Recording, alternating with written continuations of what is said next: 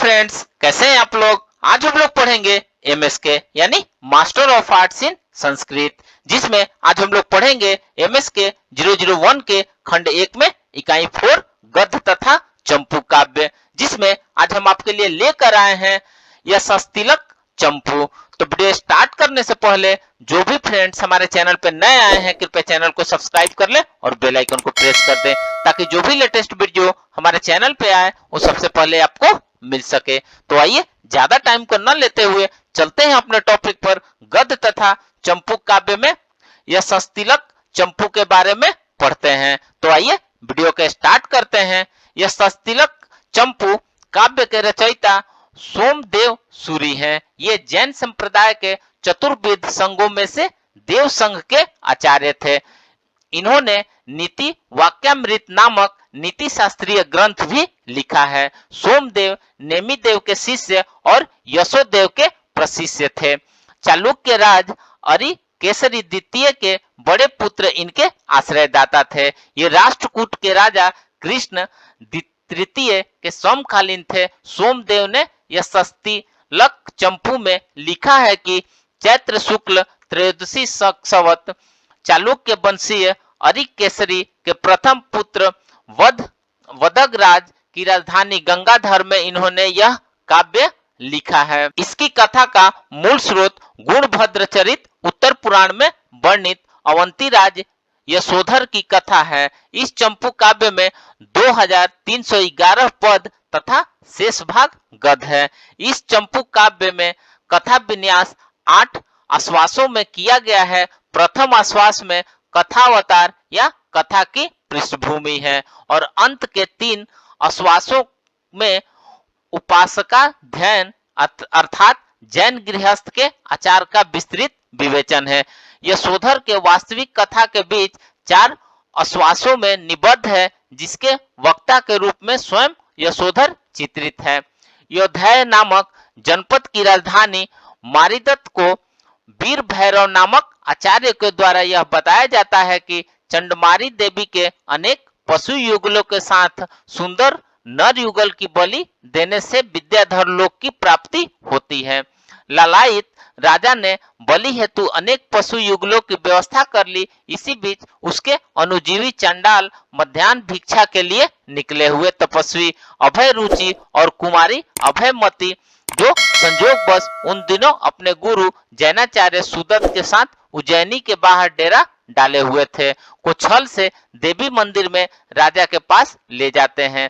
राजा के द्वारा परिचय पूछने पर मुनि कुमार कहता है कि उज्जैनी नरेश यशोध अपने पुत्र यशोधर का राज्याभिषेक और अमृतमती के साथ उसका विवाह करके स्वयं संन्यास ग्रहण कर लेते हैं।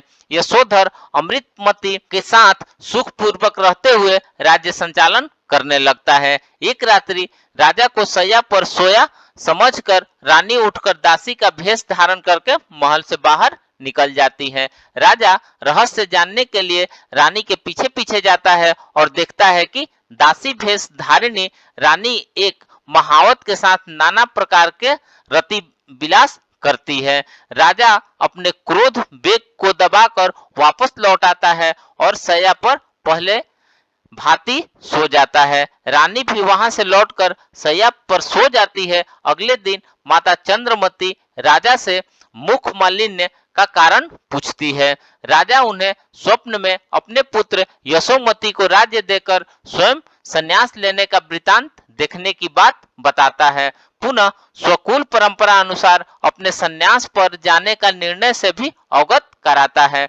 माँ चंडमारी देवी के सम्मुख स्वप्न शांति हेतु यशोधर को पशु बलि देने को कहती है। यशोधर इस पशु हिंसा के लिए कथमपि तैयार नहीं होता है, फिर भी माँ उससे आटे के बने मुर्गे की बलि दिलवाती है।